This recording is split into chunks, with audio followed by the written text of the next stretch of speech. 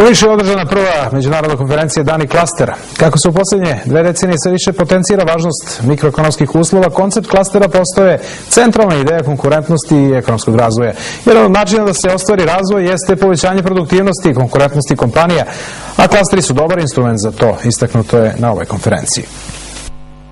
Iako je jugoistočna Srbija manje razvijena od ostatka zemlje, prednjači po broju klastera, koji su instrument podrške malim i srednjim preduzećima, rečeno je na prvoj međunarodnoj konferenciji Dani klastera, koja je održana u Nišu. U ovom delu Srbije ima više od 12 klastera, a kako bi bili održivi, neophodna je podrška lokalne i državne vlasti, istakla je direktorka konferencije Danka Milojković.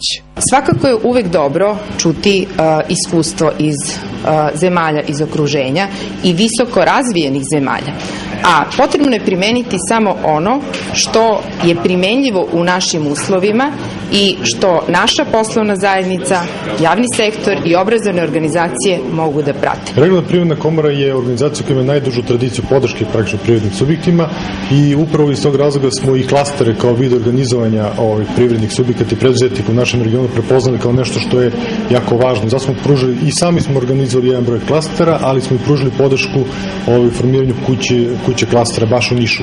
Cilj države je da podstakne ekonomski rast i razvoj i tako podigne životni standard građana. Jedini način da se to ostvari jeste povećanje produktivnosti i konkurentnosti kompanija, a klasteri su dobar instrument za to, istaknuto je na konferenciji. Multinacionalne kompanije, one prednjače u tehnološkom, finansijskom, marketinškom polju je tako, a mala i srednja privredna društva na neki način kroz klastere mogu da pariraju tim velikim kompanijama u budućnosti. I to je nešto što je Evropa prepoznala još pre 10 i više godina. Smatramo da je ova konferencija veoma važna za razvoj malih i srednjih preduzeća, zbog prodaje kao i integracije u Evropsku.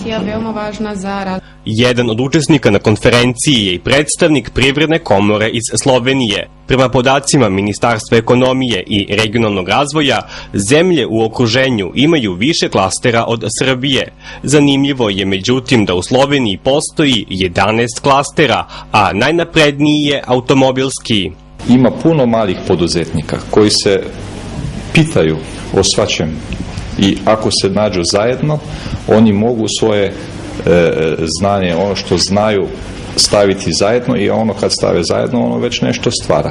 Tako da u tom pogledu klasteri su veoma, veoma bitni za ona mala poduzeća, ono kad počinju sa karijerom. Na konferenciji je rečeno i da obrazovanje mora više biti uključeno u privredne tokove. Dane klastera realizovao je Lediv, a u radu konferencije učestvovalo je oko 40 domaćih i stranih delegacija i predstavnika javnih, privatnih i naučnih institucija, organizacija i privrednika.